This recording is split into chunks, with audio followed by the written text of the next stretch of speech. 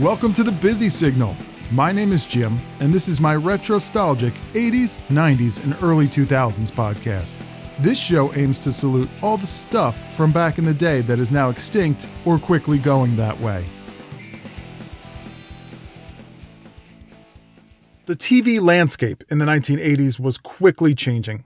Cable TV was gaining in popularity thanks to new national cable networks like ESPN, HBO, Nickelodeon, and other cable network pioneers. Cable TV provided a way for those who couldn't receive clear over-the-air signals to have a good, solid television viewing experience. No bunny ears needed. Cable TV also opened up a new way for companies to market their products. And since cable was so new, the networks didn't have enough programming to fill all the time slots in a whole day. So companies would actually purchase 30-minute slots for their products instead of the regular 30-second commercial. Or they would just purchase a slew of 30-second and 1-minute slots, and they would just hammer you with that same commercial over and over and over again. The problem was there was no regulations for these brand new long-form commercials, so it was easy to market products that didn't live up to expectations. Eventually, regulations would be put in place so that these newfangled infomercials had to adhere to some kind of standards. And standards are good, but that's not what we're looking for today. Today, this episode is all about those classic and super quotable 1980s infomercials.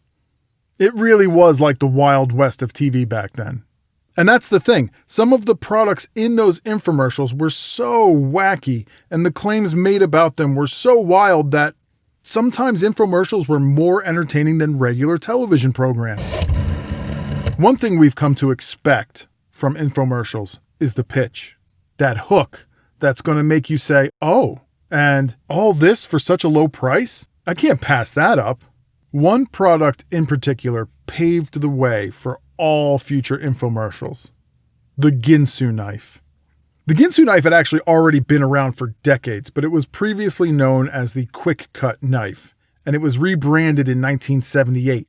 The Ginsu knife perfected the infomercial pitch. In Japan, the hand can be used like a knife. But this method doesn't work with a tomato. That's why we use the Ginsu. It's a knife that no kitchen should be without. The Ginsu can cut a slice of bread so thin you can almost see through it. It cuts meat better than an electric knife and goes through frozen food as though it were melted butter. The Ginsu is so sharp it can cut through a tin can and still slice a tomato like this. It can chop wood and still remain razor sharp. What's more, it's a knife that will last forever. How much would you pay for a knife like this? Before you answer, listen. It even comes with a matching fork to make carving a pleasure. Wait, there's much, much more. We also want you to have this 6-in-1 kitchen tool. It grates cheese and makes beautiful decorative vegetables. How much would you pay for all these items? Well, we'll even give you the set of 6 precision steak knives. The handles even match the Ginsu. And to make the offer completely irresistible, you'll get this unique spiral slicer. Down and down, around and around, and you'll have a beautiful garnish for your dinner table. Now how much would you pay? You get the Ginsu knife, the matching carving fork, the versatile 6-in-1 kitchen tool, a set of 6 steak knives, and the spiral slicer. You get them all, guaranteed in writing for 50 years, for only $9.95. It's the most incredible knife offer ever.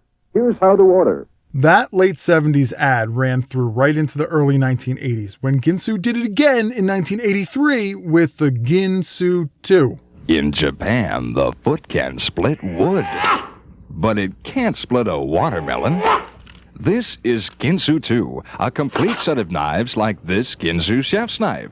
It'll cut through a branch and still remain razor sharp. And look, the dual edge is like 2 knives in one. But wait, you also get this matching Ginsu cleaver. It can split a log, yet handle your most delicate chopping. It's even designed to be a meat tenderizer. How's that for a clever cleaver? Well, we'll even give you this fantastic Ginsu slicing knife. The more you use it, the better it cuts. How's that for sharp. What are 3 Ginsu knives like this worth? Don't answer, because you also get a pair of paring knives and a fruit and vegetable knife that can cut a nail and still go through pineapple like this, plus a utility knife that cuts tile, eggs, or pizza. But hold on, you even get 6 world-famous Ginsu steak knives. Not even a tin can dull a Ginsu. You get 13 fantastic Ginsus, plus our world-famous 50-year guarantee, all for the amazing low price of only $19.99. And oh, by the way, Ginsu isn't a Japanese word. It's made up to invoke a sense of, like, these knives are so sharp, they could almost be a samurai sword, right? I mean, in the commercial, they're chopping wood, they're cutting, like, tin cans and blocks of frozen spinach, and then cutting bread paper thin, and tomatoes are being cut like butter. My favorite line from the Ginsu 2 is the more you use it, the better it cuts, as if to say, like, it just keeps getting sharper with every use. But they didn't really actually say that, did they? If you know what I mean. Here's the thing that I want to know. Let's just say you bought a set of Ginsu knives in 1980. I'm recording this episode in 2025, meaning there's 5 years left on the 50-year guarantee. If someone still has their original Ginsu knives, and perhaps time hasn't been exactly kind to them, is the 50-year guarantee still going to be honored? Ginsu knives weren't the first infomercial, but they sure did kind of perfect it. Other products used different approaches in their infomercials. Rather than the over-the-top sales pitch, a 30-minute advertisement could be disguised as a show. One in particular was called New Products and Ideas, and it was, quote-unquote, hosted by a guy who called himself Lenny McGill. Lenny's guest? Rick Hunt. And he was there to talk about his new at-home hair cutting system, the Flowbee. Rick goes on to explain that he had been working on developing Flowbee since 1979, and that he finally came up with the vacuum idea while at home goofing around with his own vacuum. What actually made you think of this invention? What was the spark? Well, it was my own personal needs. I think that's where all basic inventions come from. Back around 1979 is when I first started thinking about it, because I was very discouraged about the haircuts I was receiving. And my own personal case, I would just get my hair cut shorter than what I would like it to be. And everybody knows maybe a good haircut is 2-3 weeks later. And I thought, if I could just keep the haircut at that length. Of course, everybody would like to keep the hair at an ideal length. And with that, thinking about it, one day I was playing with a vacuum, sucking my hair up, and sparks started to fly, and I got very excited, and I said, this is it. I'm going to invent a machine that will suck the hair up and cut it. And when it cuts it, there won't be any hair that falls on you, and you can set the length and do it yourself. I always kind of laughed at this product and the people in the commercial getting a Flowbee cut, but at the end of the day, Rick Hunt had an idea. He didn't give up on it, and he sold over 2 million Flowbees by the year 2000. You gotta respect that. On the other hand, I just think putting a Flowbee attachment on my home vacuum cleaner is kind of gross. I'd have to have like a dedicated vacuum just for Flowbee cuts, right? Here's the other thing. Flowbee is kind of a thing because astronauts use a similar system in space to cut their own hair so that it doesn't float away and jam up the instruments. It's also kind of popular with a lot of pet groomers, apparently, and I can see that. But here's the kicker on this one. In 2020, George Clooney went on the Jimmy Kimmel Show and said that he's been cutting his own hair with a Flowbee for over 20 years. He then demonstrated this and gave himself his own haircut on air. It's on YouTube, you can go look for it. But talk about free advertising. Whether or not that's true, I don't know. George Clooney can kind of be a kidder sometimes, but I mean, it's not like he has a very complicated haircut. Flowbee is still around and can be purchased on the internet. New Products and Ideas may not have been a real show, but it sure was entertaining. These infomercials really were, and when I say it, I mean it. They were entertaining. I mean, think about it. You're surfing the channels and boom, here's a guy chopping a tree, sawing Coke cans and radiator hoses with a kitchen knife. Then surf some more, and now you're watching people sucking up their own hair in vacuums in their own homes, giving themselves bowl cuts. It's kind of like going to the carnival and checking out the freak show, honestly. And that's just the last 2 infomercials we talked about. This next infomercial belongs in the Infomercial Hall of Fame because the product is absurd. The people using it are absurd at times. And I'm not trying to be offensive. They really were ridiculous. And in 1990, I couldn't stop watching because it was just that weird. I'd never seen anything like it. Yes, this is a 1990 commercial, but come on. 1990 was just an extension of 1989. The 90s didn't even get started until 93. Plus, the 1990s infomercial episode that I'm going to do sometime in the future will have tons of material, and it won't miss this one. Anyway, after you're done giving yourself a suck cut, maybe you noticed your hair is thinning. No problem. Ron Popeil has you covered. Literally. Ron was an inventor and pretty much the OG of infomercial personalities. His company Ronco pumped out loads of gadgets over the years, and more on those later and in future episodes. Ron's gift to those who were balding and had thin hair? GLH number 9, or GLH9, or just GLH. Otherwise known on the street as spray-on hair or hair in a can. GLH9 technically stood for Great Looking Hair number 9. That's the scientific name. GLH means great-looking hair. GLH instantly covers your bald spot, leaving you with great-looking hair. And ladies with thinning hair or bald spots, GLH solves the problem instantly. And the GLH hair system is not expensive. That's incredible. I've been getting harassing for being bald. I'm only a young man. No more dates without being called old man, but the babes are back. I would definitely, as a matter of fact, I want to order 1 year's supply of this. Applying GLH to yourself is so easy. Just spray on, then brush after using the finishing shield, and you're done.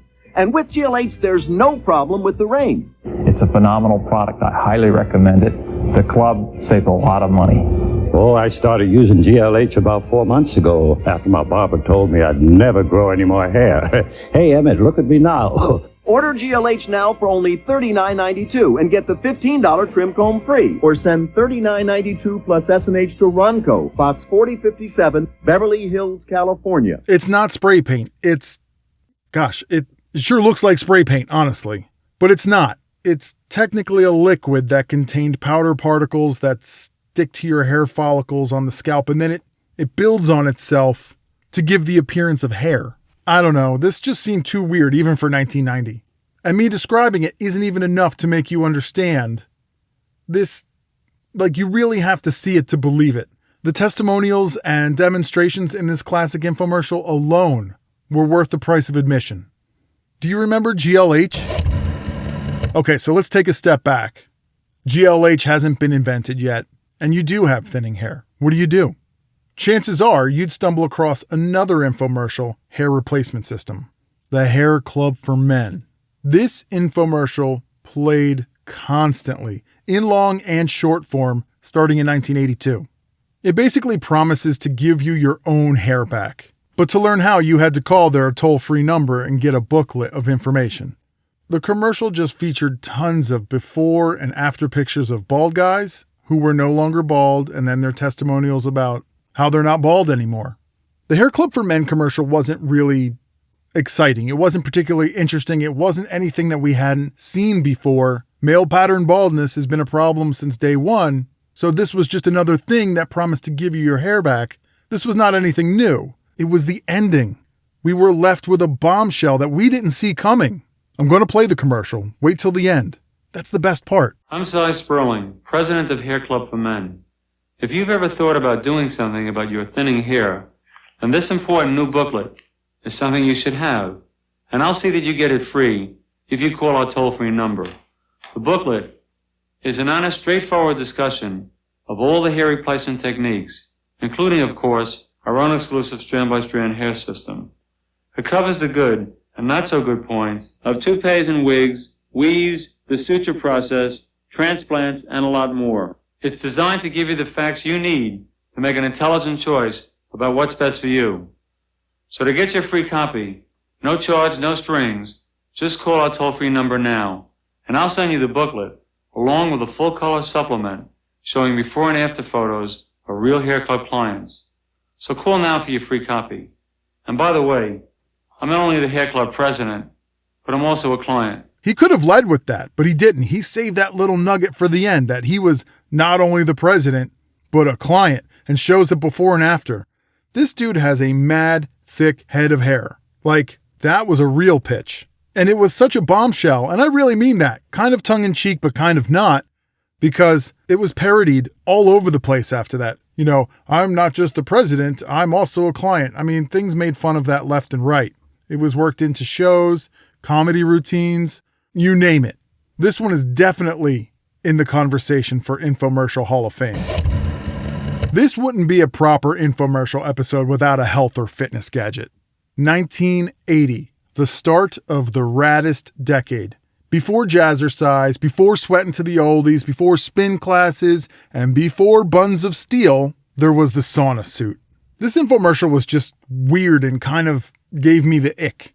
First of all, it all starts with a guy who pretty much looks like a used car salesman. Like, right after this commercial, he's going to ask us if we want to go out back and look at this Oldsmobile that he just got on the lot. This man doesn't look like he has any authority to talk about anything health or fitness related. Although, I might consider his opinion on a comb-over. The dude looks like a pro. He starts talking about the Swedes and sauna-ing. And next thing you know, I'm looking at people in spacesuits. It's like a scene out of Tron. She's losing weight without diet pills. He's losing weight without strenuous exercises. And how do they do it? By just getting rid of their excess body fluids. You'd be amazed at how much excess water weight and inches you carry around. And again you ask, how do they do it? They melt it off by saunaing. Yes, sauna, the Swedish way to get rid of excess body water easily and simply. Just sweat it off. The Swedes were great in their concept of hot stones and steam, but they didn't understand that we want to choose when and where we want to lose weight. So how do we do it? With a melt-off sauna suit that sweats away those excess pounds and ugly inches. This special space-age fabric is so fine it seals in your body heat, creating a thermally insulated pocket of air that starts the heat working immediately on all areas of your body. Your waist, hips, thighs, even arms. Wear it while you're jogging, doing housework, gardening, or just lounging around. It's really like a portable sauna. And best of all, once you've reached your ideal weight and measurement, wear the melt-off sauna suit just a few times a month and maintain your new body beautiful. And at this point in the infomercial, bells are going off in my head. I'm thinking, is this safe advice? Isn't this just purposeful dehydration and a very temporary solution to what might be a larger problem? I don't know. Maybe. But I, unlike used car guy, am not going to present myself as a health authority. Because apparently sauna suits are still being sold and are used all the time. It's just that these sauna suits, they look like they were approved for an Apollo mission. Order your man's or woman's melt-off sauna suit in small, medium, or large. And you can save $2 on a second suit, man's or woman's, if you act now. And remember, your melt-off sauna suit is machine washable and should last for years. You can order your melt-off sauna suit COD by calling our toll-free number. Or save $3 COD fee by charging to your Master or Visa card. Here's how. To order your sauna suit at $14.99, call toll-free or save $3 COD fees by charging to your MasterCharge or Visa card. Be sure to have your card number and expiration date handy for the operator. Remember, you can save $2 on a second suit by ordering now. So you don't forget, order before midnight tonight. Oh, and here's something you don't see anymore, right? You could pay for these sweat bags with credit card or COD, cash on delivery. If I'm not mistaken, that's just not a thing anymore, right? Does anybody remember sauna suits? As always, I like to save the best for last. In 1989, a catchphrase was born, one that's still used today. Life Call infomercials ran in heavy rotation from 1989 to 1993 when it went out of business. And it was a very serious commercial. What if a family member or loved one lived alone and had a medical emergency? How would they call for help if they weren't near a phone? Cell phones were still several years away from being commonplace. It was a great service. It was a pendant that the person wore around their neck or had on their person at some point. And if they did fall or did have an emergency, they could press the button and it would call help automatically. For the time, that was pretty cool. Recently, when I became deathly ill, I was able to summon an ambulance, my next-door neighbor, my family, and my doctor without picking up a telephone. I used this remote control to contact Life Call, my 24-hour emergency medical response service. Watch. You just press this button and speak into the air and I'm having chest pain. I'm calling paramedics and your family, Mr. Miller. I've fallen, and I can't get up. We're sending help immediately, Mrs. Fletcher. See? Protect yourself with Life Call, and you're never alone. To get complete free information by mail about this affordable medical emergency response system, call toll-free now. Life Call can save your life, so call to get free details by mail right away. For free information about Life Call, call 1-800... But for some reason, those commercials, the little old lady in the bathroom on the floor with the walker tipped over yelling, I've fallen, and I can't get up. It struck everybody as funny. Okay, maybe not the image, but it was the line. The line she used caught on. It was everywhere. It was on t-shirts. It was parodied on sitcoms, like popular sitcoms, from Family Matters to Golden Girls to The Fresh Prince of Bel-Air. Life Call even registered the catchphrase as a trademark in 1992. Even though they went out of business in 1993, that trademark held until 1999. But don't worry, Life Alert is keeping the service and the catchphrase alive, with an additional variant. They've got the OG, I've fallen and I can't get up, and they have a newer, circa 2002, Help, I've fallen and I can't get up. Both are now trademarked by Life Alert. Come on, let's hear it one more time. I've fallen, and I can't get up. The fact is that when there was nothing good on TV, or it was late at night and you didn't want to watch anything that required your brain, infomercials were there. And sometimes those infomercials were even more entertaining than any program that was on the TV at the time. Like Life Call. Every time I heard the line, I've fallen and I can't get up, it somehow got funnier. Did you remember these 1980s infomercials? Any I forgot? Maybe we'll revisit the 1980s infomercials, but definitely not before we hit up the 90s and early 2000s. That is some infomercial gold right there, trust me. So look out for future episodes on that. If you have any suggestions for 90s and early 2000s infomercials, hit me up on Instagram in the comments at BusySignalCast. And while you're there, you might as well attack that follow button so you don't miss your daily shot of nostalgia. We've got over 1,000 posts now to take you back and unlock those memories. If you liked this episode, head on over to Apple or Spotify and slap the subscribe button. There's almost 50 episodes of The Busy Signal to enjoy, and I'm telling you, most of them are pretty good. All right, this has been fun. I'm going to go see how sharp my kitchen knives are by cutting some soda cans in half. Thanks for hanging out. I'll catch you later. Once again, I'd like to say thanks for listening. And as always, you can listen to The Busy Signal everywhere quality podcasts are streamed. Hit the subscribe button to have a new episode delivered directly to your favorite device every other Friday. If you really like the show, leave a 5-star rating or a positive review on Apple and Spotify. That lets everybody else know to come check out what you already think is awesome. You can also head over to Instagram and follow the show at BusySignalCast for even more retrostalgic content. I share a good amount of fun stuff that isn't mentioned on the episodes. While you're there, say hi in the comments. Don't be shy. And until next time, remember, reach out and touch the past.